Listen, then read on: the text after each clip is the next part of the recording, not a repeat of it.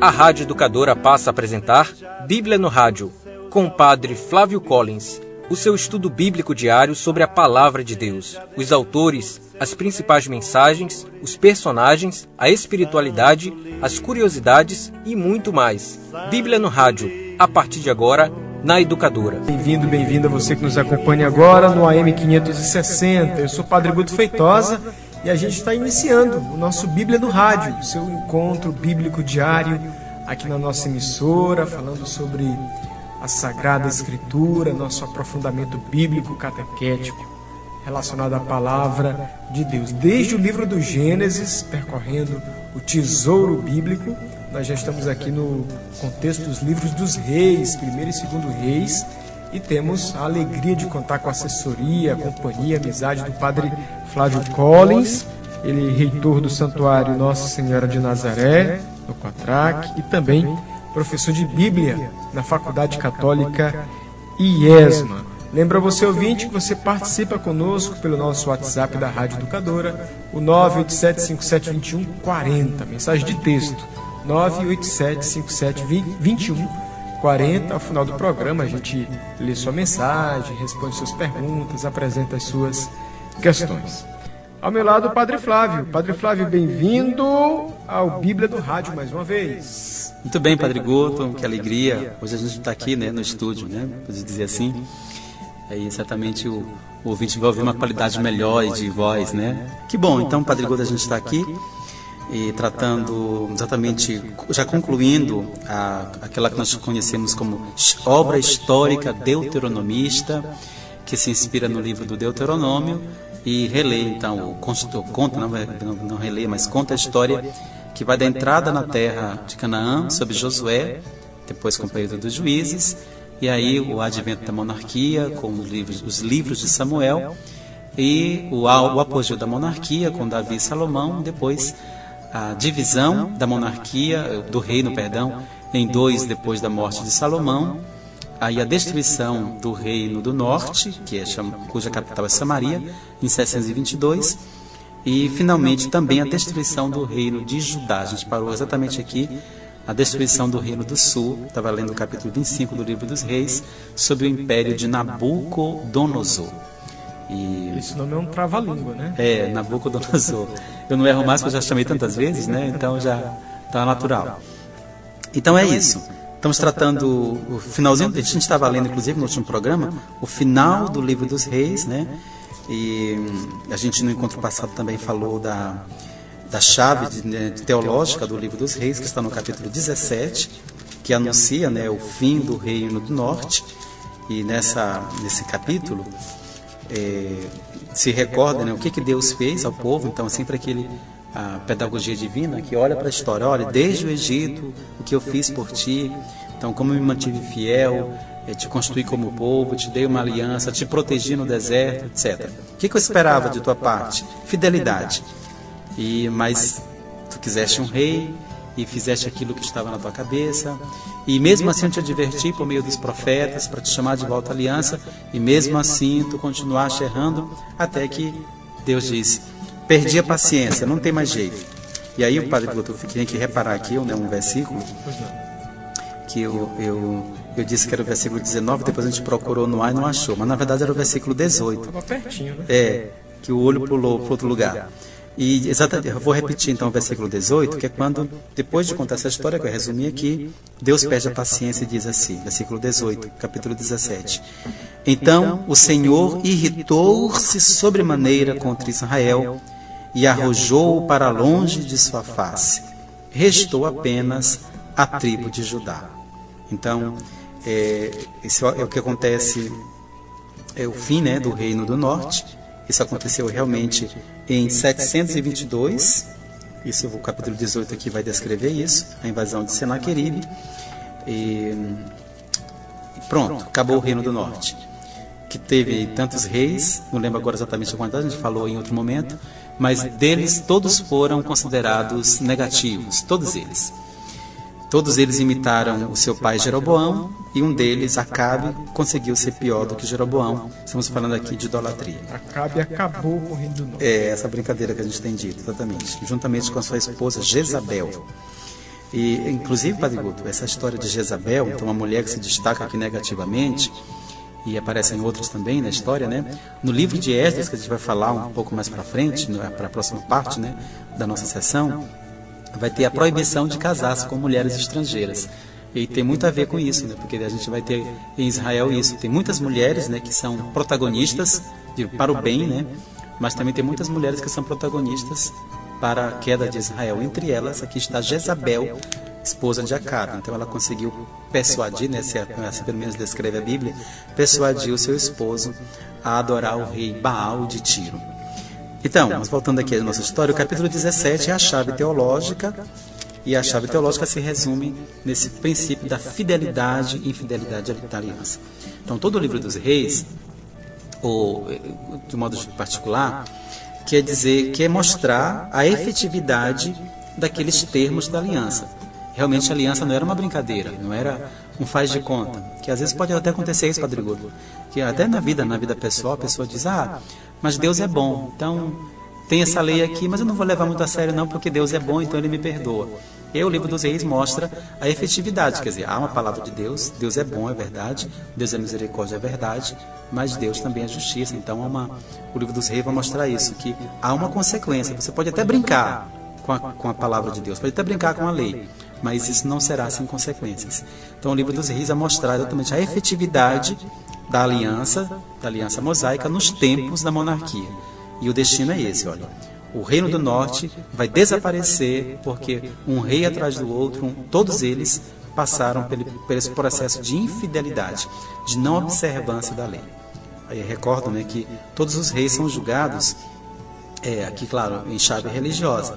Não é tanto pela sua capacidade de governar, isso certamente teve, mas isso é deixado de lado porque o interesse do autor do livro dos reis é mostrar a vida do reino do norte e também do sul, mas em chave religiosa. Aí a aliança, claro, está como ponto de referência. E aí, a destruição do reino do norte mostra a efetividade da aliança mosaica. No caso aqui, a infidelidade à aliança levou à ruína do reino do norte. E o mesmo vai acontecer também com o reino do sul.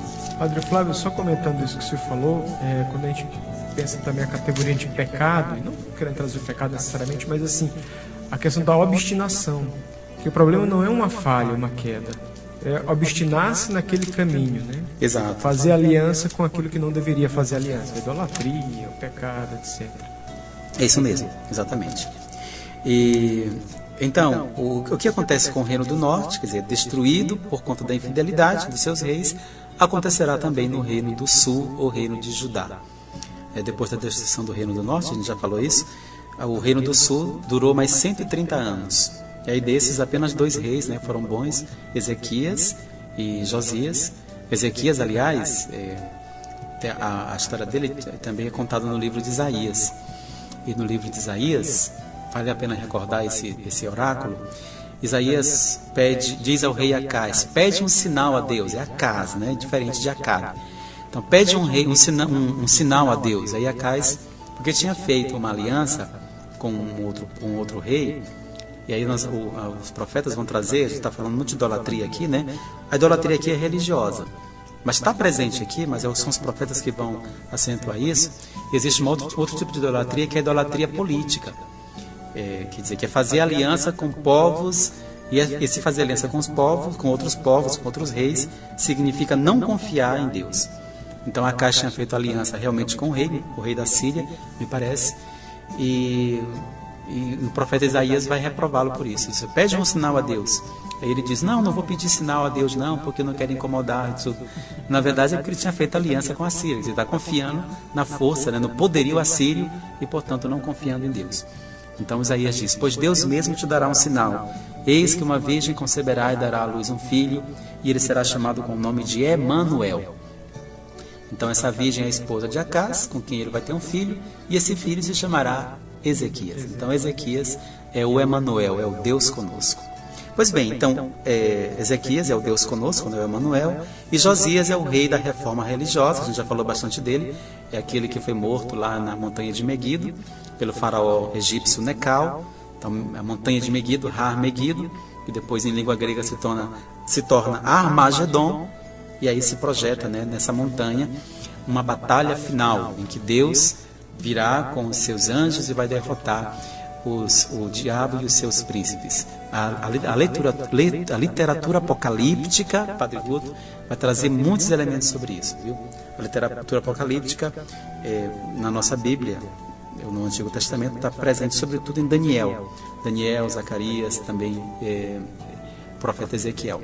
Mas tem uma literatura extra-bíblica, né, a gente vai falar disso em algum momento, que é chamada de literatura apócrifa, que vai influenciar muito o Novo Testamento. Ali estão muito presentes, né, esses elementos, Armagedon inclusive.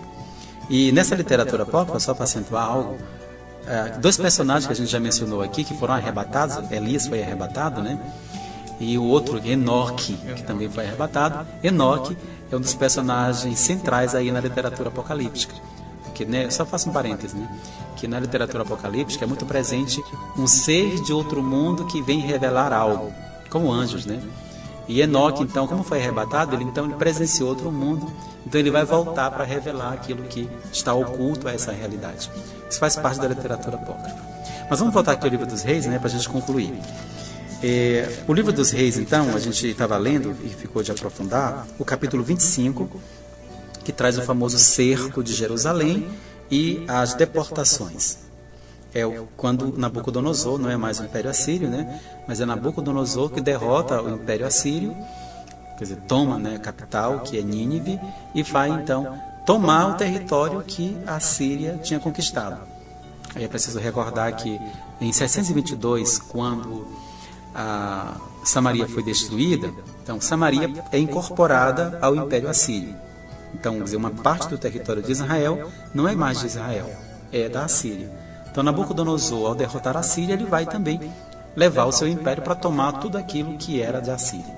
Então, por isso, o seu processo de expansão chega também perto de Judá, né? E propõe. E era sempre assim, viu, Padre Guto? Não é que ele chegasse fazendo guerra logo, não, porque guerra nunca foi bom, viu? Quer dizer, guerra só foi bom, ou é bom hoje para quem fabrica armas, que vai ganhar com isso. Mas guerra, todo rei sabe que queria evitar guerra, porque guerra era sempre um desperdício de pessoas, de comida, vidas, e tudo, de dinheiro e tudo. Então sempre foi muito caro fazer guerra. Então a primeira proposta era paz, no sentido de, olha, eu vou passar. Essa era uma afirmação. Eu vou passar. Agora, eu quero passar em paz. Ou seja, tu me deixa passar, me deixa passar significa, tu te submete, e aí eu te protejo e não acontece nada. Então se a pessoa fizesse o pacto, né, então deixava. Mas se fizesse guerra, aí, quer dizer, se resistisse, aí ia ter que ter guerra. E foi isso que aconteceu realmente, né? O rei de Israel, desaconselhado por Jeremias, ele fez guerra contra Nabucodonosor, enfrentou. E aí não teve jeito, né? Houve o cerco de Jerusalém, o capítulo 25 que descreve isso, né? Ao cerco de Jerusalém, aí a deportação, né? A segunda deportação para a Babilônia, o que é chamado de exílio de Babilônia. A gente lê um pouquinho, né, o saque de Jerusalém, e gostaria de continuar lendo agora o versículo 22, para a gente comentar tudo no final. Sim. Versículo 22. Quanto ao povo que ficou na terra de Judá, quer dizer, uma parte foi deportada, a outra ficou. Aí, deixado por Nabucodonosor, rei da Babilônia, ele o entregou ao governo de Godolias, filho de Aicã, filho de Safã. Quando todos os oficiais das tropas e seus homens souberam que o rei de Babilônia havia nomeado Godolias governador, vieram ter com ele em Masfa.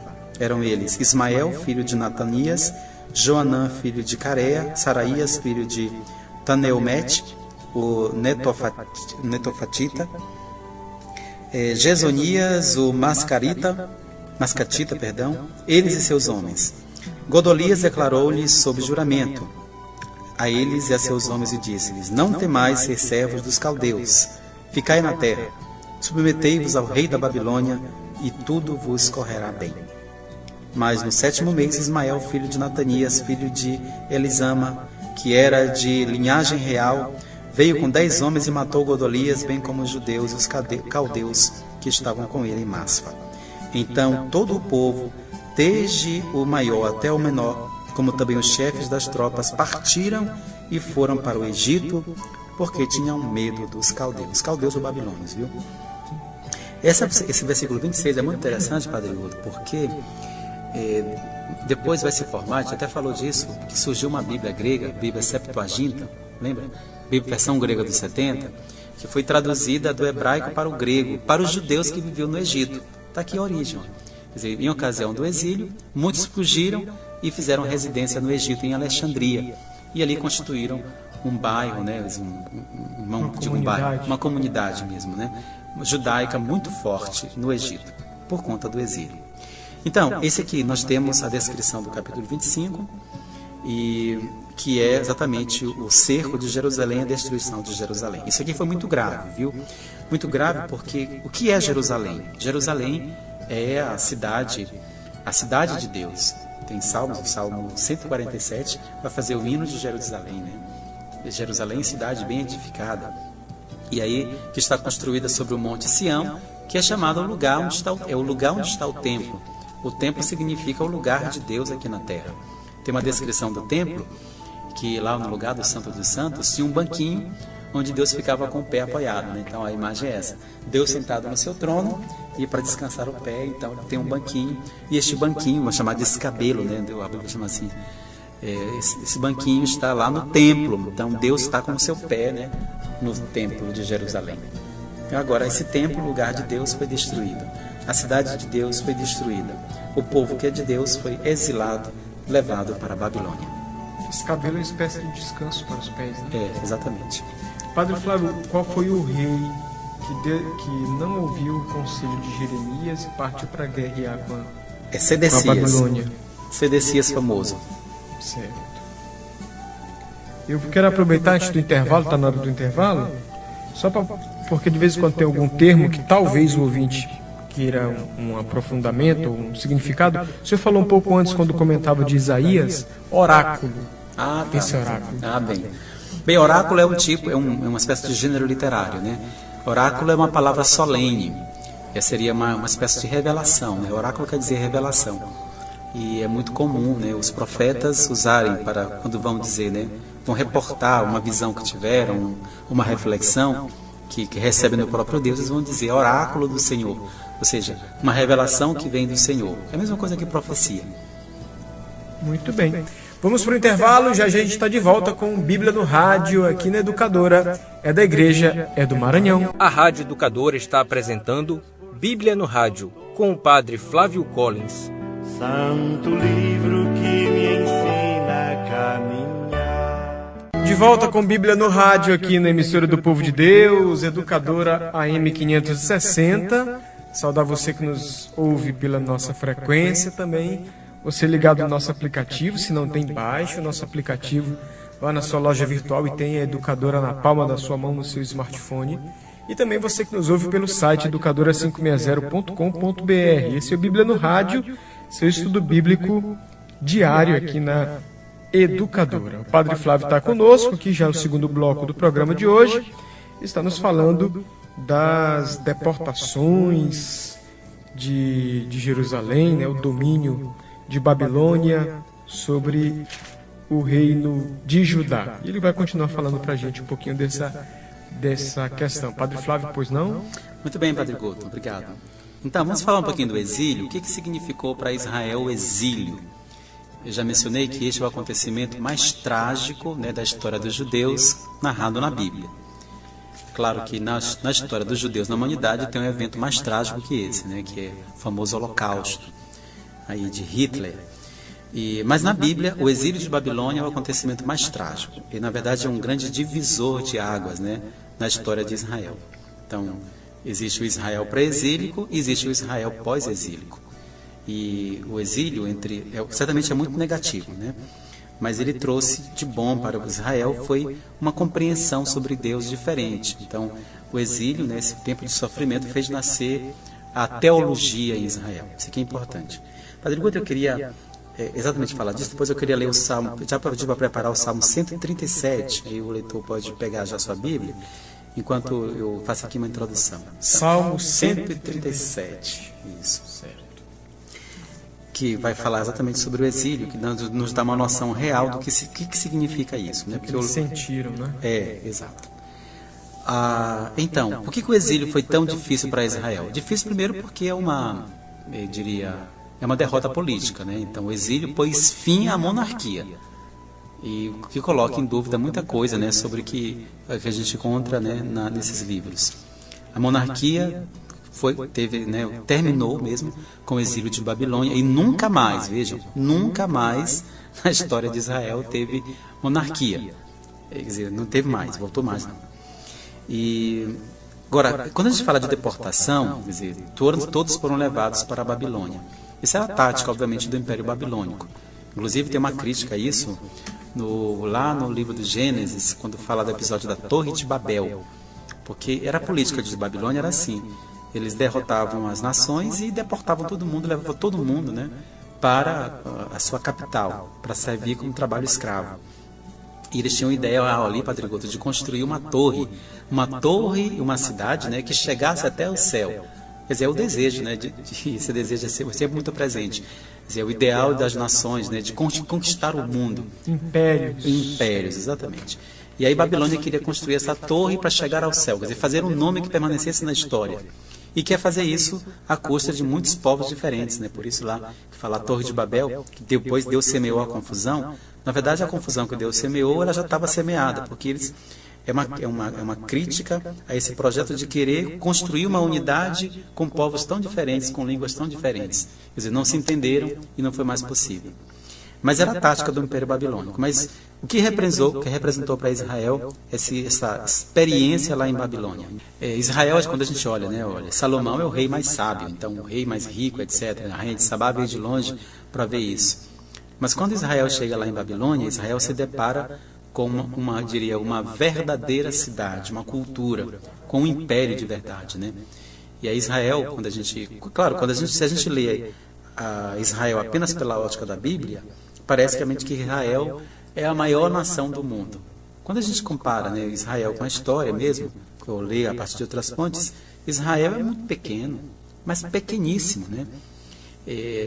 Em um dia de viagem de ônibus você atravessa Israel, para você ter uma ideia, né? É como o Maranhão, quer dizer, é grande assim. Quer dizer, o grande ou pequeno, né, como o Maranhão, diante da imensidão.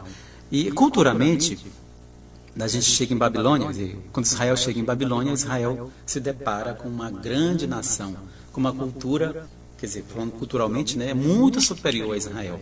Só para ter uma ideia, né? Babilônia já tinha inventado o calendário. Israel tinha inventado o quê? Nada. Então aí, isso aqui é importante porque isso causou uma crise religiosa em Israel, uma crise de fé.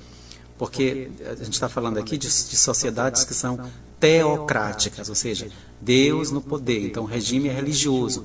Mesmo um rei é sempre ligado ao religioso. É um rei que governa em nome de Deus. Sempre. Todos esses povos são assim. E também Israel, é claro. Então, se um povo é grande, é porque o seu rei é grande. A gente ouviu isso acerca do Deuteronômio, né?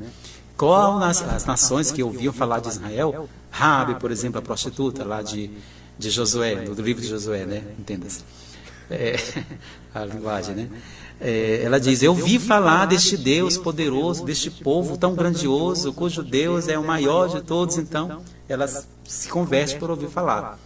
Mas agora, então, Israel se depara com um povo maior do que ele, mais numeroso, que destruiu o seu templo, que destruiu a sua cidade. Templo e cidade que foram construídas por Deus. Então, o que Israel concluiu? Nosso Deus é fraco. Então, nós fomos derrotados por um Deus maior. Aliás, Babilônia tinha não um, mas muitos deuses, né? Tinha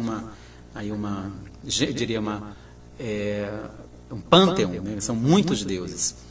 E o principal deles era Marduk.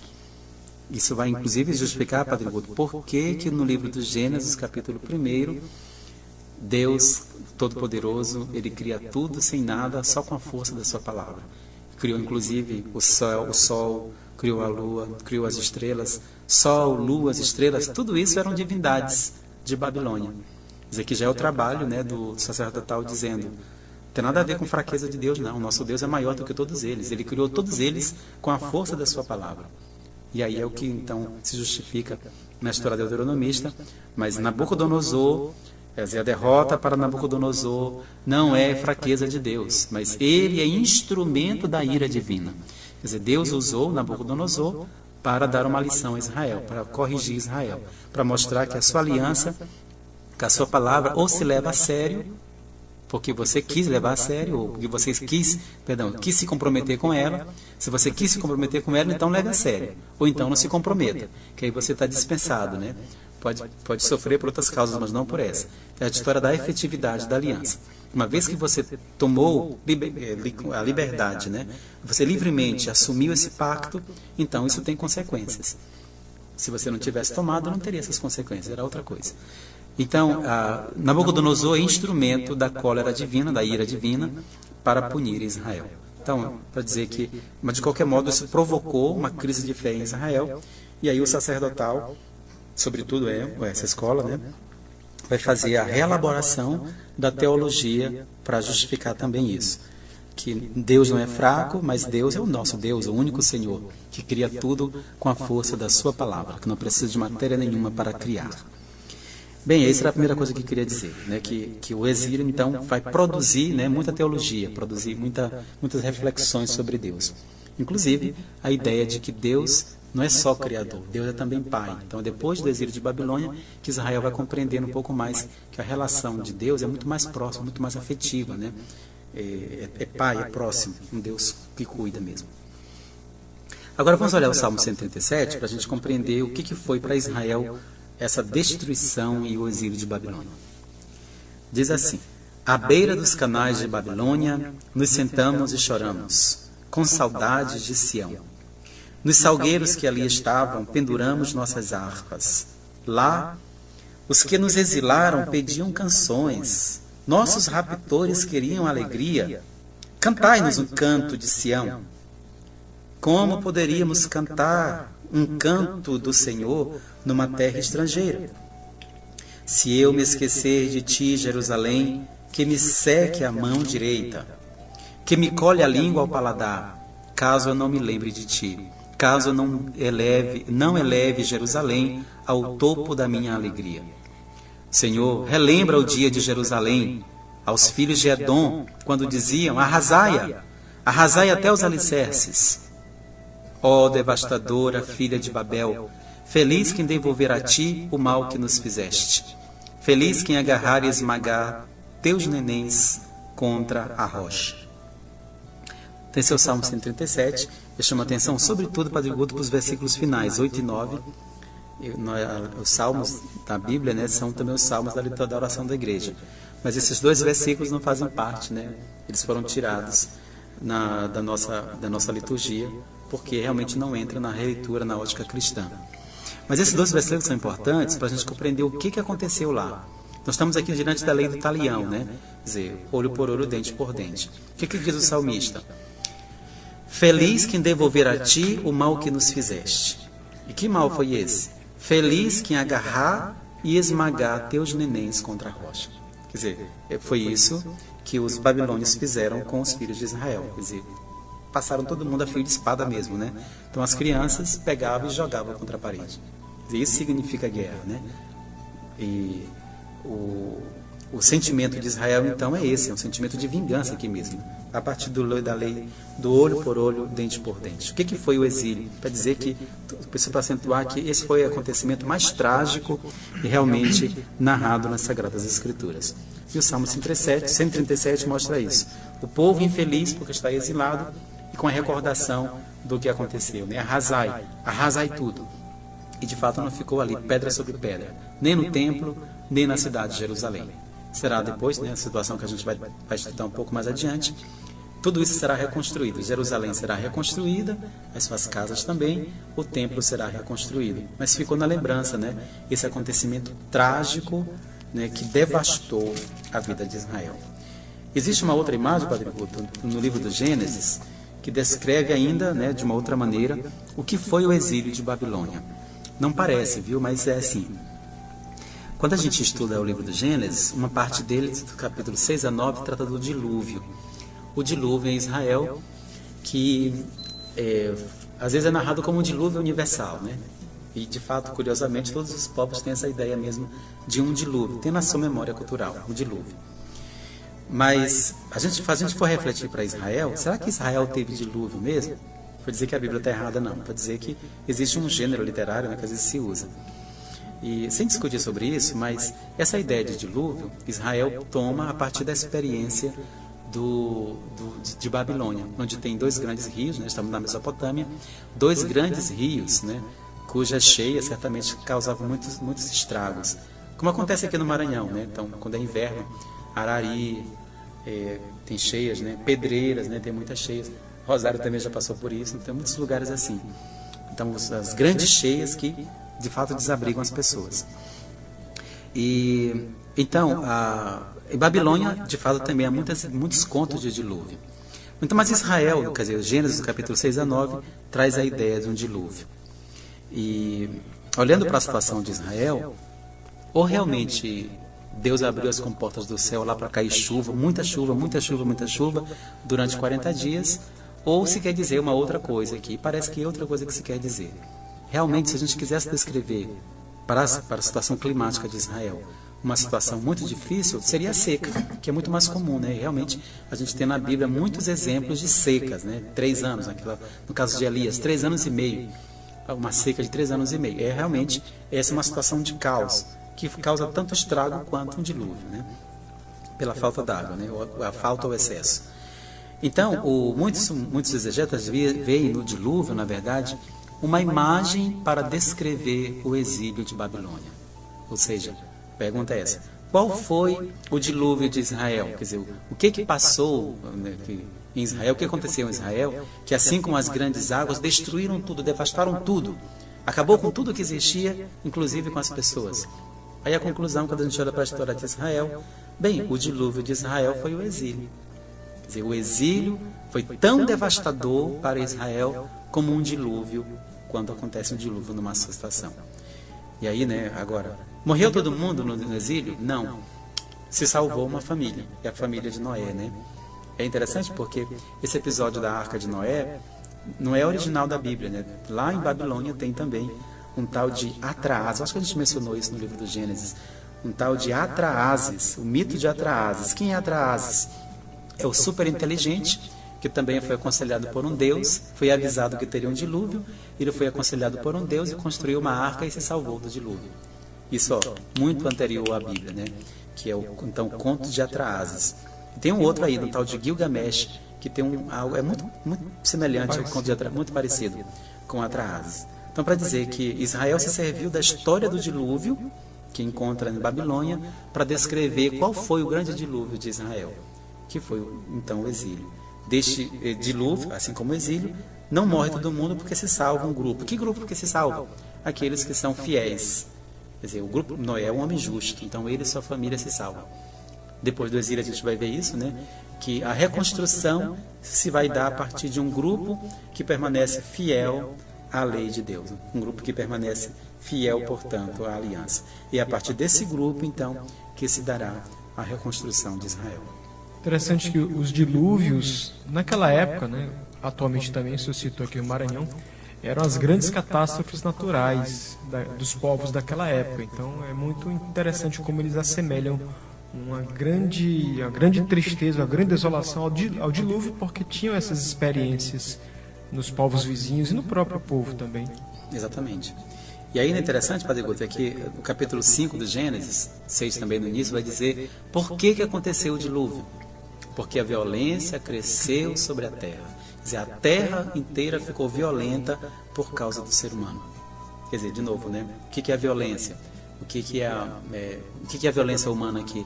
É a continuação daquilo que fizeram Adão, né? Adão e Eva, depois Caim e Abel, de usar de violência contra o próprio irmão. Então a violência cresceu de tal modo, e aí quando a gente olha para a lei, o que a lei queria garantir? A vida. Lembra do mandamento do Decálogo? No centro dos mandamentos está não matarás. Então está tudo interligado aqui, né?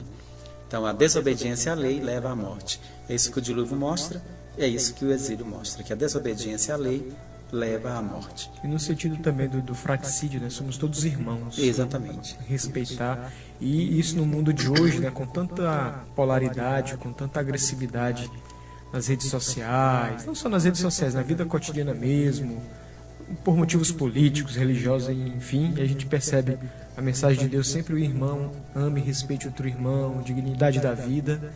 E então esse discurso da igreja, fundamentado na Bíblia, precisa ser sempre mais amplificado. A cultura da paz, do respeito, do diálogo, do entendimento. Exatamente. Era a lei do Antigo Testamento, né? Amar o próximo, amar o teu irmão. E a lei do cristão é até o inimigo, quer dizer, até aquele que aparentemente pode ser seu adversário político, adversário, viu, não é inimigo, adversário político, mas até esse, né? Até a este você deve demonstrar amor. É a lei do cristão. Jesus vem, entre aspas, para complicar, né? Ele diz assim: e quem é teu irmão? Aí ele vai dizer, conta a história da parábola do bom samaritano, enfim. E Padre Flávio, e o exílio, ele ocorreu de forma gradativa, né? Foram 3 deportações, né? Era o costume da Babilônia fazer assim, ou é porque foi se agravando e eles foram trazendo mais? Exatamente, porque às vezes são ações punitivas, né? Você olha o que eu vou fazer contigo, então dá um Desde a exemplo. primeira vez. Então leva uma parte. E aí o pessoal se obstina ainda na revolta, então depois não tem mais jeito. Isso aí acaba com tudo, né? Você pode ver que realmente o arrasa tudo foi só o último fato, o último acontecimento. Aí acabou com tudo, levou todo mundo embora. E é importante dizer, Padre Guto, o exílio vai durar aí, ele acontece, esse é um fato histórico, viu? Não é só bíblico. É também histórico, acontece em 587 a.C. e vai durar aí cerca de 50 anos, quando então vai aparecer um outro império, o Império Persa, que eu digo sempre isso, né, que o Império Persa é mais inteligente do que o Império Babilônico. A estratégia é melhor, né? Porque eles chegam e eles dão liberdade, né? Dizem, olha, não quero ninguém aqui, vão para a casa de vocês, vão para a terra de vocês. Para lá. Vão lá, reconstrua a cidade de vocês. A gente vai ver isso no livro de Esdras e Neemias. Vão construir a cidade de vocês, adorar os deuses de vocês, construir os templos, reconstrua a vida de vocês e me pague os impostos. Pronto. Você só não tem autonomia política, quer dizer, a política permanece, né, permanece sob o Império Persa, mas todas as liberdades tem. E o povo vai feliz. Inclusive, Ciro vai ser chamado de ungido do Senhor. Quer dizer, pelo bem que ele fez, na ótica bíblica, ele fez um bem muito grande. E fez mesmo, né? Mandou o povo de volta para reconstruir a sua vida. Vamos às questões. Vamos lá. Aqui algumas questões para a gente partilhar. As pessoas que estão no WhatsApp da Rádio Educadora, 987572140. Aqui tem a mensagem da Graciene. É mais um elogio, uma saudação. A Graciene da Vila Sarney Filho 2. Agradece pelo programa, mais um momento de estudo bíblico com o Padre Flávio. Ela agradece a Deus também pelos meios de comunicação usados a serviço da evangelização, como a Rádio Educadora, no Bíblia no Rádio, educando o povo no sentido do conhecimento da Palavra de Deus. Obrigado, Graciene. Continue com a gente acompanhando, incentivando a nossa emissora, convidando mais pessoas para acompanhar também a nossa programação, especialmente aqui o Bíblia no Rádio. Também outra pessoa que traz uma saudação é a Maria do Carmo, lá do Coafuma. Saúde os padres, está sempre na escuta do estudo bíblico. Ela diz que tem contribuído muito para ela e diz louvado seja Deus por esse estudo. E também agradece a Deus pelos meios de comunicação da nossa arquidiocese, nossos canais que ajudam a formar o povo de Deus e a evangelizar. Que não foram bem questões, foram mais saudações, agradecimentos. Que bom que a Rádio Educadora pode colaborar, né? A comunicação da nossa arquidiocese pode dar essa colaboração na formação do povo de Deus, especialmente aqui no Bíblia no Rádio. Padre Flávio, a gente vai concluindo, mas penso que o senhor pode já nos apresentar as cenas do próximo capítulo. Sem spoiler, mas só dando o aperitivo, para não perder o clima de quem vai. Muito bem, muito bem. Nós estamos, Padre Gigoto, chegando ao final nós chamamos de história deuteronomista, né? E a gente fez essa opção mesmo de apresentar os blocos unitários, né? Por isso que a gente saltou o livro de Ruth, que estava ali depois do livro dos Juízes, antes de Samuel. Depois ela vem. Depois eu vou falar de Ruth um momento à parte, que ela não faz parte dessa história aí. Então, no próximo programa a gente vai fazer um pouco uma síntese, retomar toda essa história deuteronomista, né? Toda essa reflexão, que a gente conclui para então continuar o segundo bloco dos livros históricos, que nós vamos conhecer como História do cronista, Esdras e Neemias. Chegou aqui uma última mensagem da Mariquinha, lá do Barés, comunidade Santo Antônio do Barés, ali nas imediações do João Paulo, paróquia Santa Terezinha. Padre Flávio, o dilúvio foi Deus que quis ou tem outra explicação? Bem, foi Deus que quis. Mariquinha, sim, veja bem que tudo, a gente está eu vou retomar isso, né? Que a gente está num modelo de sociedade que é teocrática, ou seja, é teocêntrica também, né? Quer dizer, não só Deus está no poder, através, vamos falar aqui do rei, mas também tudo o que acontece é com a permissão de Deus. Então a gente falou isso acerca, né, da punição de Deus, olha. Deus, o profeta vai ter a força de Deus, o poder de Deus para fazer o bem e também para punir. Nesse caso, eu estou usando o eufemismo, né, para punir, para dizer Deus, mas é o mal mesmo. A gente vê que até Davi agiu mal por conta de que Deus suscitou nele um espírito mal. Saul agiu mal porque Deus suscitou nele um espírito mal. Então tem essa ideia. Então o dilúvio, nesse sentido, veja que o dilúvio ele tem a finalidade de corrigir a grande violência, de purificar a grande violência que se instaurou sobre a terra. Sobretudo se a gente pega o dilúvio como uma imagem para o exílio, é o mesmo sentido. O exílio foi Deus que permitiu para que Israel aprendesse que é preciso levar a sério realmente as exigências da lei. Lembra aquele esquema lá, Padre Flávio, das 4 palavras? Pecado, punição, arrependimento e salvação. Pronto, está dando esse contexto, né? Pecado, punição, arrependimento e salvação. Padre Flávio, a sua bênção. Muito bem, que o Senhor nos abençoe e nos guarde neste dia e sempre. Ele que é Pai, Filho e Espírito Santo. Amém. Um abraço, amigo ouvinte. Rádio Educadora é da Igreja, é do Maranhão. A Rádio Educadora do Maranhão apresentou Bíblia no Rádio, com o Padre Flávio Collins.